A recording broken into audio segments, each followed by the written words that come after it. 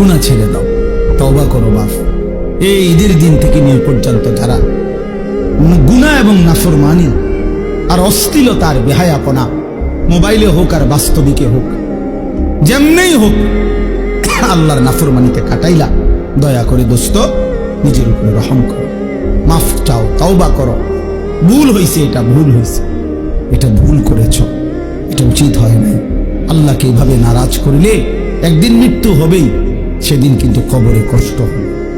আর অব্যাহত গুনার কারণে বয়স্ক বাবা আপনাদেরকে বলি, খোদার কসম বাপ, যে সমাজে অস্থিরতা বেহায়াপনা বেড়ে যায়, সেই সমাজে নিজেদের ঘরের কন্যা, নিজেদের ঘরের বোন, তাদের ইজ্জতের নিরাপত্তাও কমে যায়। যে সমাজে মদ বেড়ে যায়, নেশা বেড়ে যায়, জুয়া বেড়ে যায়, সেই সমাজের মেয়েদের চারিত্রিক পবিত্রতাও কমে যায়। কোনো না কোনো ফান্দে, কোনো না কোনো অসতের খপ্পরে পড়ে যায়, কোনো না কোনো চরিত্রহীন লম্পট যুবকের খপ্পরে পড়ে যায়।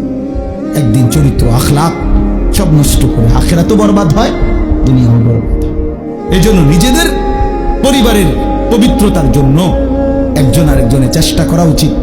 যার যেদূর সাধ্য আছে এতটুকুর ভিতরে হলেও একজন আরেকজনকে, নিজের কন্যা, নিজের ছেলে, নিজের মেয়ে, অথবা যার যেটুকু সামর্থ্য আছে, এটুকুর আলোকে একে অপরকে গুনাহ থেকে ফিরাবার জন্য চেষ্টা করা উচিত। সবাই হাত পাও ছাইরা দিলে আসমানের ফেরেশতা এসে ঠিক করবে। আমাদেরটা আমরাই চেষ্টা করতে হবে, আমাদেরটা আমরাই চেষ্টা করতে হবে। আল্লাহ আমাদেরকে তৌফিক দেন, আল্লাহ আমাদেরকে কবুল করেন। আজকে এই সংগঠন, এই মাহফিল আল্লাহ কবুল করে নেন।